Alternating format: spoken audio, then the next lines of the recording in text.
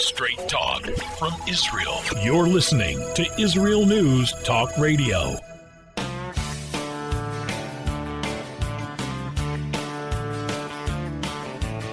Welcome to Returning Home. I'm your host, Natalie. I had a great week last week, and this week is kind of sad. You know, it's back to school. Last week, I finally got the guts to go up north like all the other Israelis. When I say go up north, I mean go to Lake Kinneret. That's where everyone goes. And, I have not ever done that. I've been witnessing everyone else going and the yeshuv being empty for August. And my own children have been going with their friends. But I never did it. But I finally did, and it was awesome. And I do understand now what the big deal is and why everyone gets excited and why everyone goes. And it's, they seek water, and they're seeking cooler temperatures. And there's also like that vacation atmosphere. And it's nice also because it's a lake, so families can be together. It's not separated. It's not separate swimming or anything like that. So that's really nice. I could be with my boys in the water. And it was awesome. And we stayed with friends of mine, my best friend from the kibbutz. When we moved to Israel, we lived in a kibbutz, and it's about 45 minutes from the Kinneret. So we stayed there, and that was amazing. And I saw my kibbutz parents, and when we moved to Israel, we were assigned older people to be like our surrogate parents, and they're still around, and we've been in touch with them throughout the years, and that was great to see. And it was amazing. It was amazing, and I did it, and my kids enjoyed, and I enjoyed, and it was just like a big relief from the stress, I guess, I usually carry around, especially guarding at the pool. I'm always having to be responsible and on my toes, and I never even get to close my eyes. I just don't. So this was kind of nice to just be like a normal, regular person that didn't have to watch everyone else and didn't have to worry about everyone else. So that was nice. That was really, when I say relief, it's more like a release with an S, a release of the stress that I guess I keep bunched up between my neck and my shoulders all the time. And I also have to live by the clock during the summer. I work in shifts, so I only have certain blocks of time that are free, and I'm always watching that clock because I have to get to the pool to start my shift. So I just never have real freedom, and that was probably the best part of it, not having to watch the clock. That was great. We have a very interesting show for you today. We have someone from Beer Sheva. Stick around. We'll be right back. The return of the Jewish people to the land of Israel was prophesied in the Bible thousands of years ago and is coming true today. Shalom. Join me, Josh Wander, on Israel Unplugged. Listen in as we delve into the spiritual and physical aspects of the Jewish return to Zion. We'll discuss the biblically mandated, historic, and of course practical understandings of this incredible transition from exile to redemption. That's Israel Unplugged, every Monday on IsraelNewsTalkRadio.com.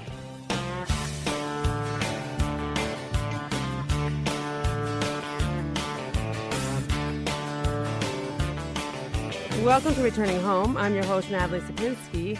I've had some requests over the past few weeks for certain themes on the show. Some people have been asking for career advice. Some people have been asking for featuring different communities. Can you tell us about different places to live? So I've been trying to gear the program one guest each week, focusing on a certain topic like that.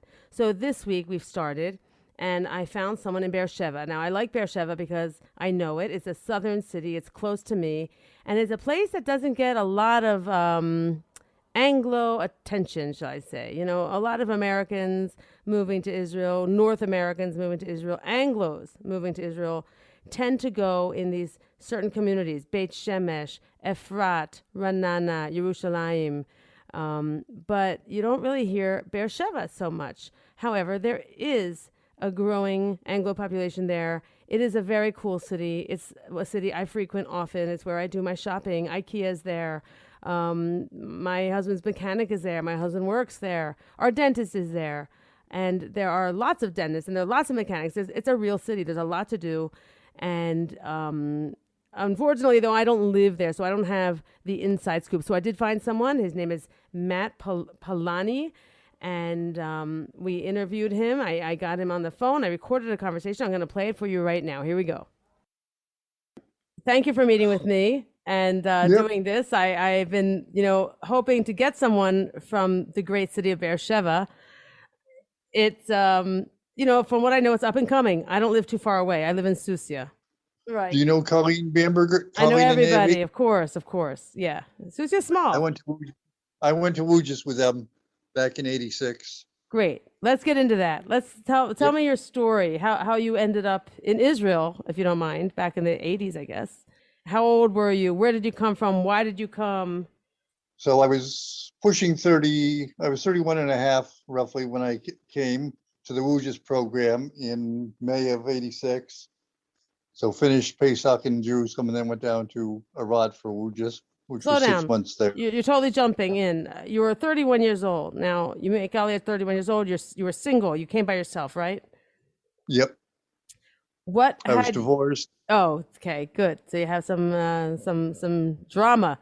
Were you raised religious? Was Israel, on your menu of things to do in your life? Where did you come from, and what did you think you'd be doing? Wasn't raised religious. After nursing school, became more religious and joined a conservative synagogue in Meriden, Connecticut. And there, one of the elders, his son had been through WUJS, and one of the Hebrew teachers had heard good things about WUJS. And I wanted to not just come as a tourist and spend a lot of money and run around and not really see or learn anything. So I applied to WUJS and got accepted.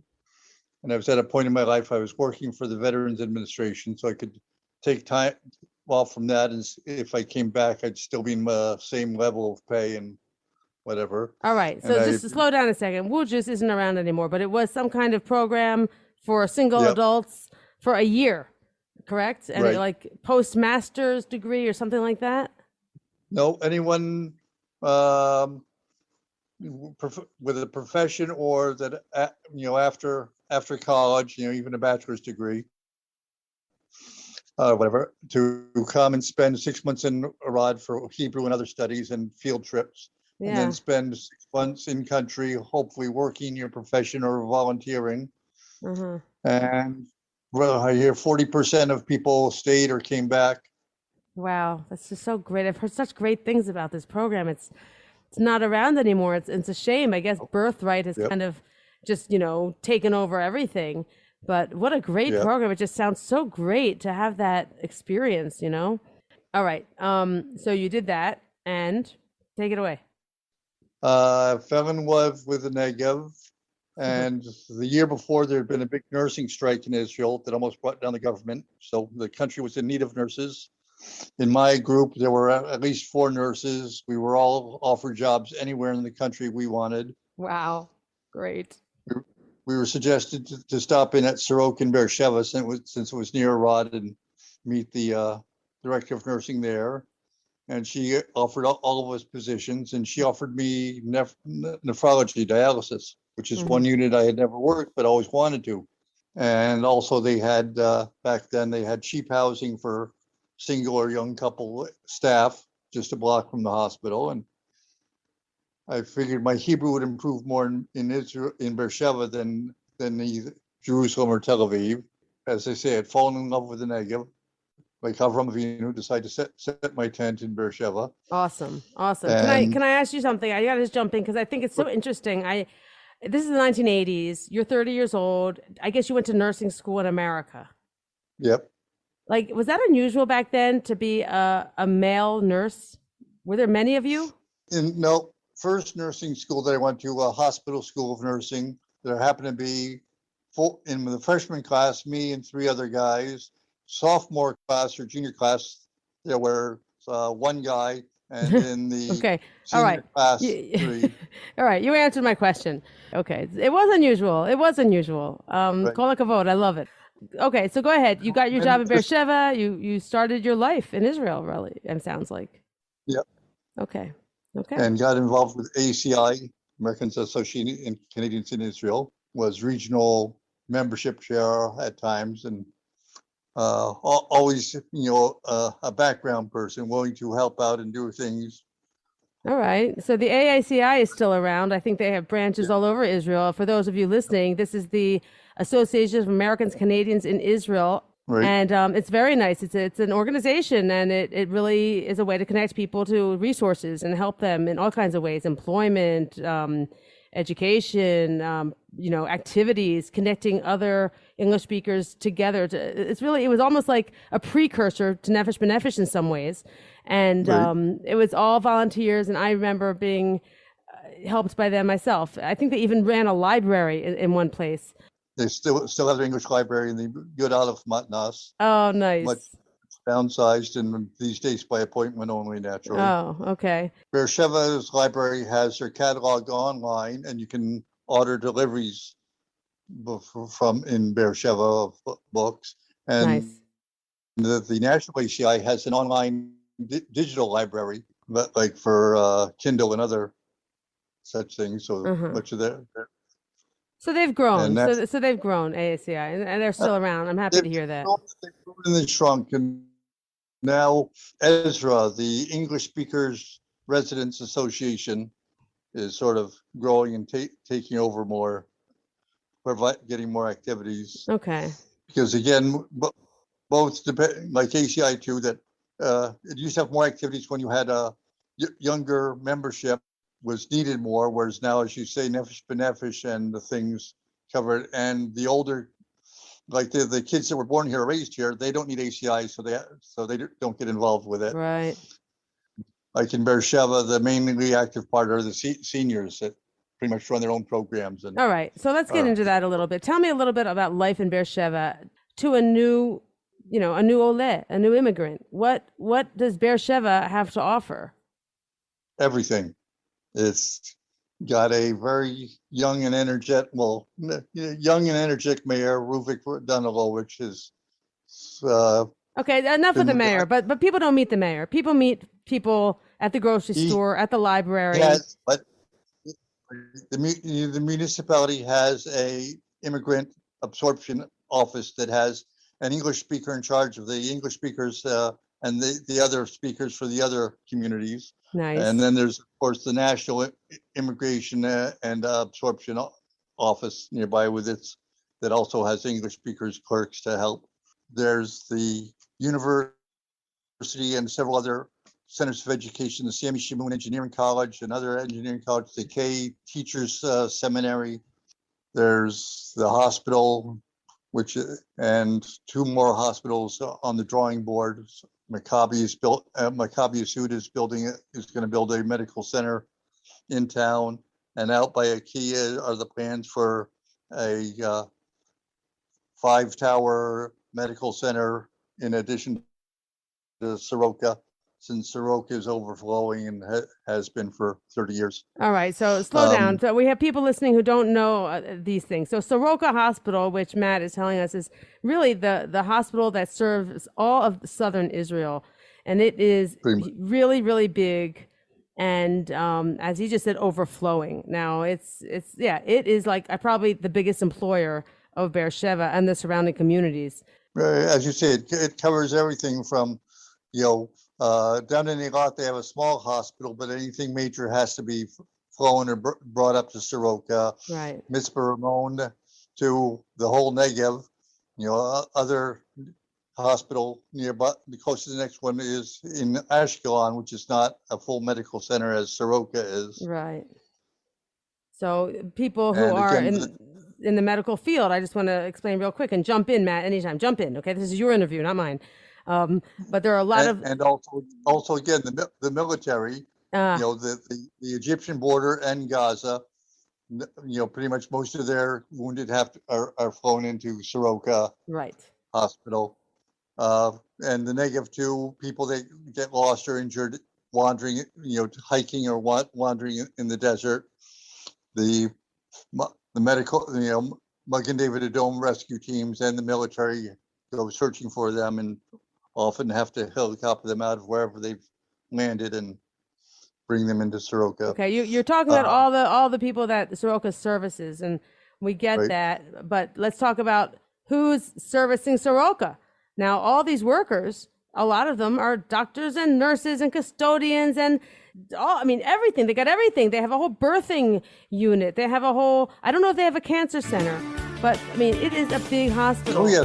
Opposite Merkaz Negev at the corner of Masada. That new building is a totally cancer research and treatment center. Very nice. Stick around. We'll be right back with more Returning Home.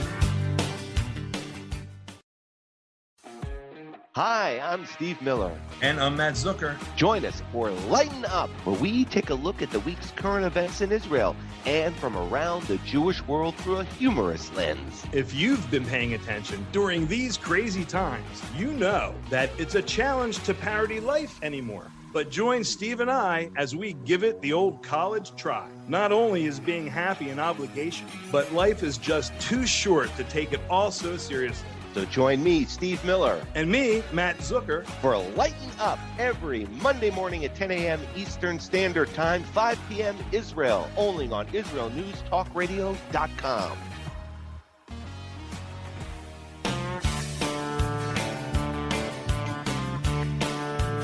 Welcome back to Returning Home. I'm your host, Natalie Sapinski. We're continuing our interview with Matt Polani from Beer Sheva. Here we go.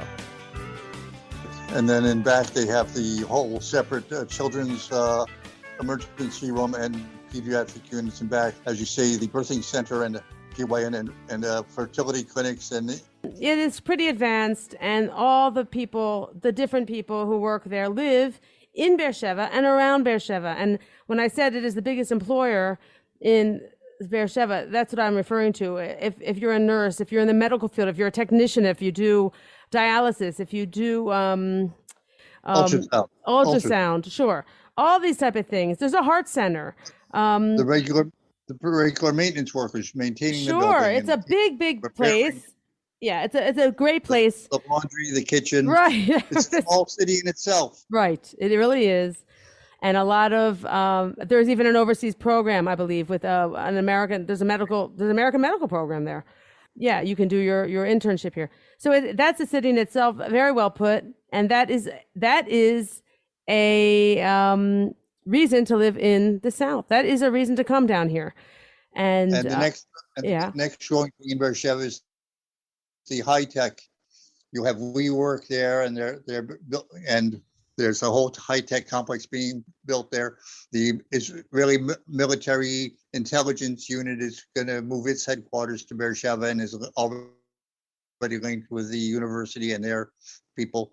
The Let's university talk about that. military- Let's slow down. Let's talk about the university. Now, the university in Beer Sheva is the Ben Gurion University of the Negev, which is also a city in Right. itself. I mean, you just keep driving and every building has a number on it.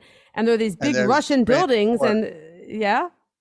They've expanded up into remote, beyond the railroad track. They're building a whole new campus of dormitories and lecture halls. And Do you know how So big, do you know the student population? no, it's the most. A while back, I read that it was the most popular university in Israel, partly because it is the younger one, and so has younger staff, and not all the professors are old and tenured, and the campus itself is full activities there. And as you say, it's got international organizations coming in studying too. It's internationally accredited. Very nice. The high tech, the students are often involved in community action. A couple of the neighborhoods, the students have revived them with bars and pubs and hummus stands and just cleaning up in general, and social activities, getting involved with the teenagers at risk. Many of the students are also with the Center for Seeing Eye Dogs and help train the puppies to Wow, that's great. I didn't know about later that. become seeing eye dogs. Often Uh-huh. see them around town with their special Okay. training vests on the puppy. Tell us what you would tell maybe a family with young children, American, maybe modern Orthodox. why would they want to come to Beer Sheva? Would they want to come to Beer Sheva? What does Beer Sheva have for a family like that? It has plenty of modern Orthodox communities and schools, plus and others have moved from other areas into Beer Sheva because of the lower cost of living, the cheaper rents. It's a good sized city, but it's small enough that you can walk between most places. It has a good bus system. I never really had a car all my years in Beer Sheva. Plenty of modern Orthodox synagogues and communities with plenty of English speakers. They also even Chabad has a English speaker group in Beer Sheva that are working to teach Yiddishkeit. Rosh Chodesh group. They have male and female discussions on various things. Like lately, it's been about the Shemitah year, which starts Rosh Hashanah, and other times it's in the winter. They were for a while before Corona were having a weekly meeting for men and women called Soup and Soul. That at somebody's house, one of the men would give a discussion on something, or it would just be a question and answer period. Let me ask you something. What are the prices of houses like, and could a family afford a house there, or are they just apartments? What is the landscape like? Where do the Anglos live? All over, largely in what is called the Hay community, and there's two big synagogues with many Anglos. What's called the Kippah Shul, that because it's one of those fiberglass dome buildings from years ago that looks like a kippah, and the other one is the Rambam synagogue that has a good Anglo community. They often do lectures and things around the holidays or things in English. Okay, so there is a community already. You're saying there is an Anglo community already. There's the Light Opera Group of the Negev, which used to do Gilbert and Sullivan, has branched on into modern musicals and puts production on each spring, and then goes on tour around the country before Passover. So, other people, I'm just playing devil's advocate here, but a lot of Americans move to Jerusalem or the neighborhoods along the Gush Dan corridor, like Ranana, Pardes Chana, places like that.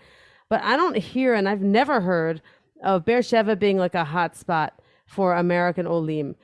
And I want to know if I'm wrong, if it really is a hotspot, but it's a quiet secret, because I think it's a hotspot. It's a slow simmer, and that's to say, low simmer. All right, yeah.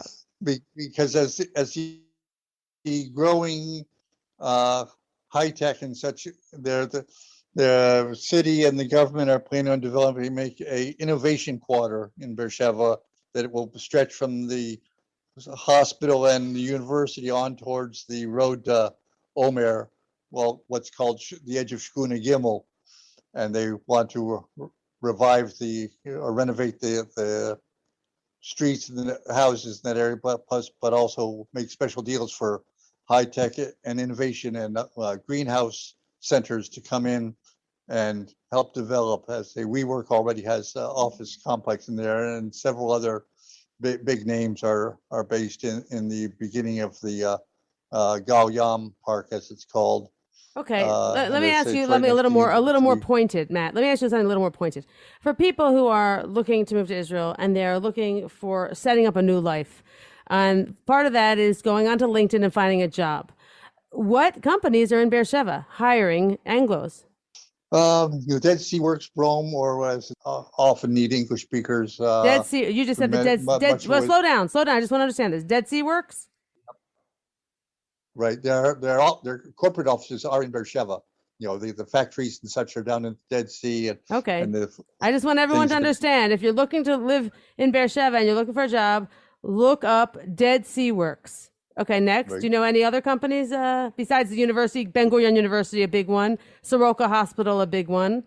IKEA, a big one. Okay, that's all I know.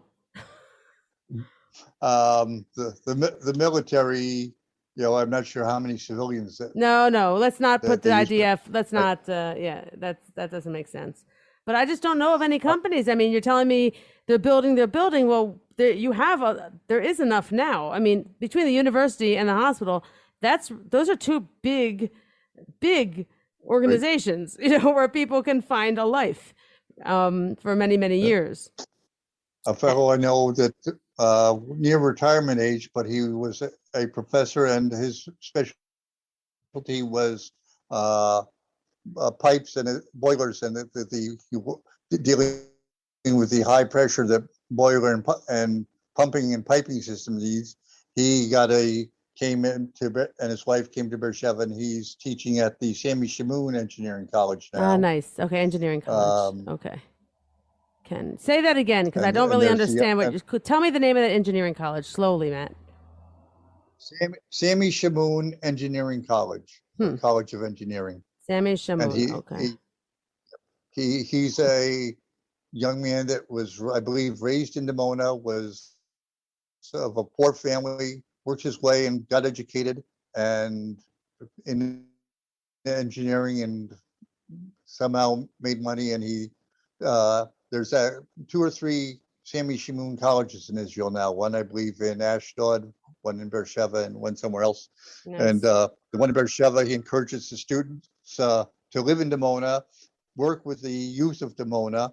They're given a free laptop computer. They're given low rent in Dimona. They're given a free bus or train pass to get from Dimona up to the Beer Sheva campus. Interesting. So he's really encouraging input back into the community. That's nice. Okay, well, Matt, I want to. K College is a teacher's college, I think, but that's good. This is good. This is good information. I want everyone out there listening. You know, Beer Sheva, you're skipping one big piece of information that I think is pretty relevant and maybe less relevant to people coming to Israel from America. But the weather in Beer Sheva is so great. It is dry and hot.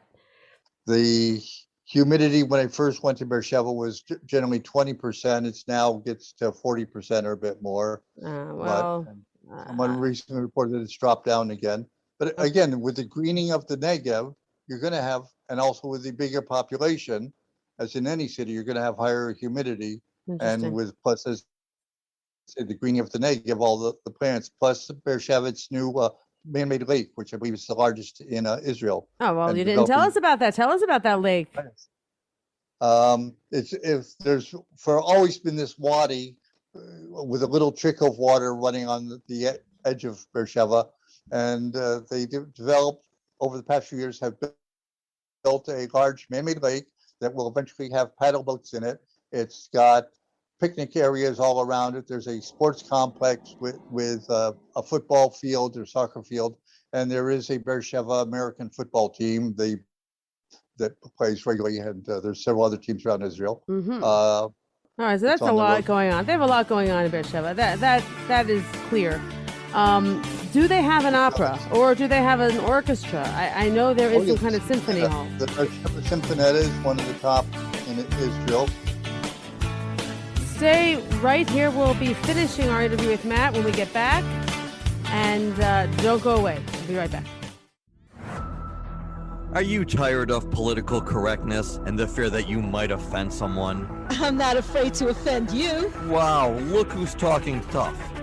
One has to be tough to keep sane today.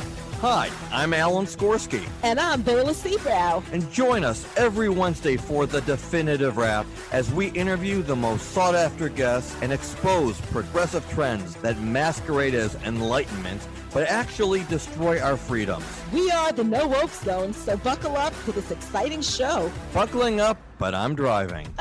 Sure, you can drive, but I'm the navigator. Tune in for the No Nonsense, The Definitive Wrap Show, every Wednesday on Israel News Talk Radio.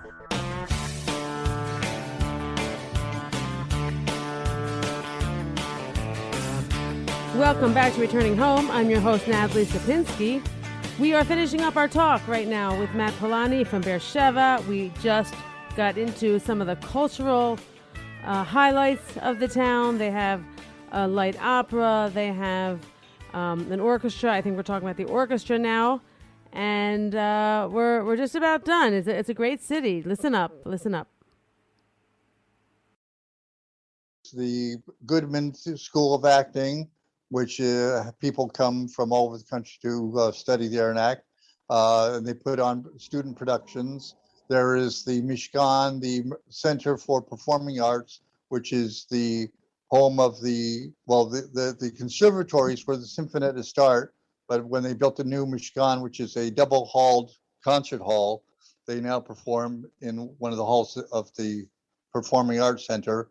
The conservatory still has tons of classes. They have a mandolin orchestra. They have an accordion orchestra. They have a brass band orchestra. They have a big band orchestra band that plays big band sounds, and individual teachers and private teachers. The Mishkan has acts from all over the world that come in and perform then all over Israel. Next to the water park is a new amphitheater that they built up that is half seats, and then the top half is just a nice grassy hill. Often the city puts on children's fairs and parks during the holidays, back before Corona. There's something else I want to just jump in. I have 2 points to make, and then we're going to have to end it. I heard that there is a science museum, a science center. There's okay, so I'm right about that. So Colossal Science Center on the edge of the Soul Center, which is an amazing hands-on thing that teaches everything from atomic energy to water power and a big display on how many Nobel Prizes Jews have won throughout the years. Yeah. For a year ago or so, they had outside huge sort of dinosaur displays of dinosaurs and woolly mammoths and saber-toothed tigers, and these were even sort of active. When you walk near them, they would wag their head or the tail, and some of them would let out a roar. Okay, so that's very cool. And one more point I just want to ask you about. There are a lot of Arab villages surrounding Beer Sheva, and I know there are Arabs who shop there, who work there, who are really part of the city, part of the landscape. Yep. Is there any friction? Is there any danger? Do you danger? No. Friction. Friction again, but always, because you always have hotheads in every community that will make up things. But for the most part, no. We used to have the Bedouin market that on Thursdays. That was a combination Bedouin things and flea market. And back in the old days, they even would off to the side, the Bedouins would be selling sheep and goats and camels. That got shut down from what I hear, because the newer shopping centers that were built in that area were complaining of the litter that was blowing in around from it. As you say, the students study it.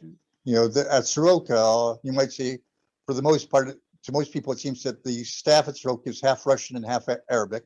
Ben Gurion University and the K College are full of Arab students, especially more and more women Arab students learning to be teachers or social workers, and also doctors and nurses. Interesting, because it really is a mixed city, and I mean, it's really pretty amazing. I go to Beer Sheva often, and I've experienced this in the hospitals there and shopping there. And I mean, it's when people say the funny claims about Israel being apartheid, I'm like, are you kidding me? Beer Sheva is like an Arab city. It's hilarious. It's really mixed. It's really mixed, and it's the municipal market, the shuk. Not even the shuk. Go to the mall. Go to the mall. They're all these beautiful Arab women with manicures and lattes. Give me a break, okay? They're there are more Arabs shopping than Jews. Go to get your Taudat Zehut. There aren't too many Jews there. Lots of Arabs. It's really, really funny. Sometimes even you go to Arad, the big supermarket, and you see people, stacking up Coke cans on their donkey. It's hilarious.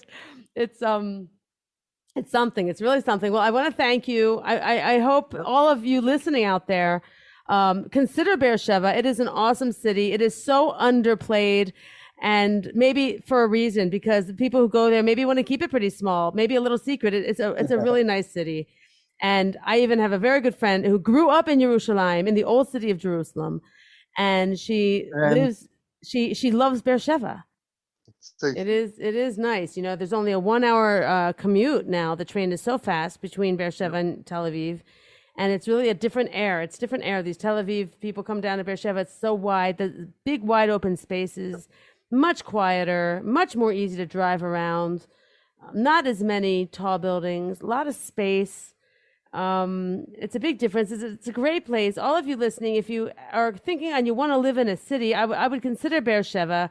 We're going to call Matt, our expert, and I'm going to leave in my summary for the show Matt's information. I hope you agree with this, Matt.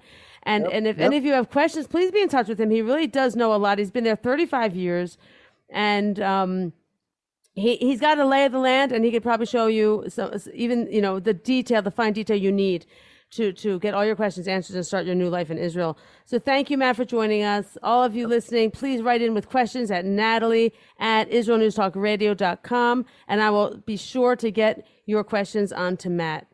Thank you so much, and have a great week. And a Happy New Year soon. Shana Tova. Bye-bye. So, that was interesting, and I wanted to get Beer Sheva out there and in the listeners out there for all of you to hear about it, because it just doesn't get enough attention, and it's a pretty cool place. When you're in the other parts of the country, Beer Sheva sounds so far away because it's the south. It's the most southern city. Eilat doesn't really count. That's like a resort city, but Beer Sheva is okay. It's okay.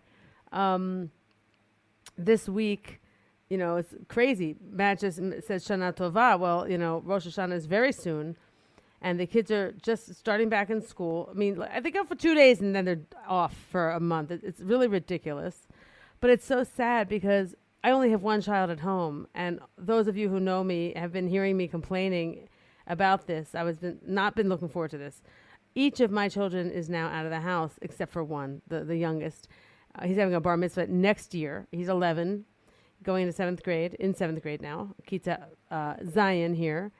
And it's sad for him, too. He's used to having people around, his big sister, his big brothers. And every 2 years, we lose one. We lose one to yeshiva. And it's now just us. And it's nuts, empty nest, almost empty nest. And I was not ready for that. But I think it's very important to adjust and keep yourself, busy and productive, and not be get stuck in these patterns and wishing that things would continue on as they have been.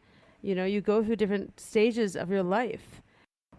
I saw this with my own parents. We moved them out of the house just last year, and one of them was pushing to leave and the other was not. And that one that did not want to leave didn't want anything to change, and it was so sad. I overheard them speaking together, and one said to the other, "Look, you can't live here forever. Don't you want to be comfortable and be taken care of?"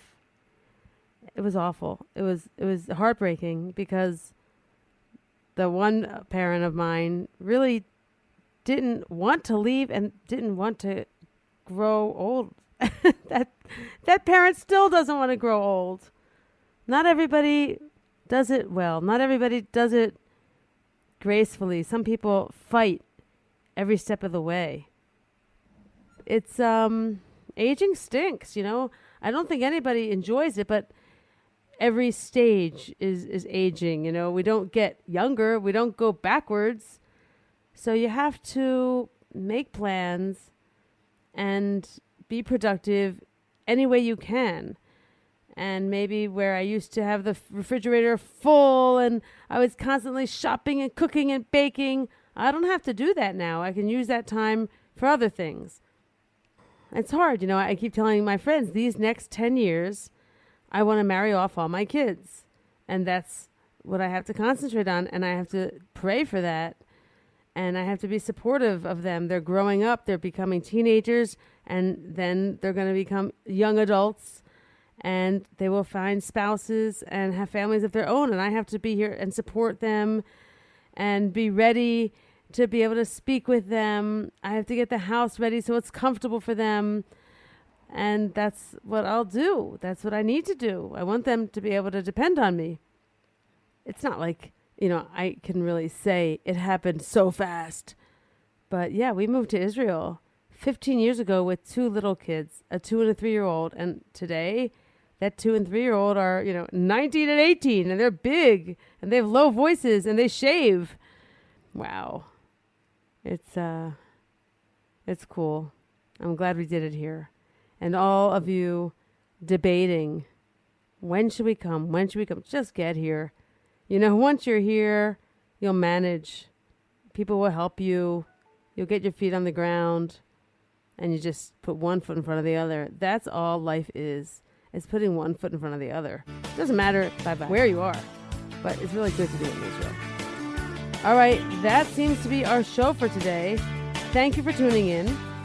And everyone, have a happy Rosh Hashanah, happy and sweet and meaningful New Year.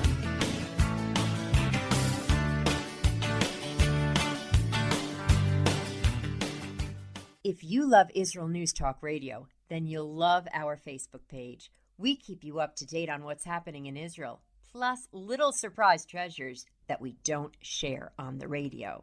Go now to follow us on Facebook. Just look for the Israel News Talk Radio Facebook page, and don't forget to subscribe and follow us by clicking on the like button. We post great stuff there that you'll want to share. Israel News Talk Radio on Facebook and Israel News Radio on Twitter. If you're hearing this message, everyone else can too.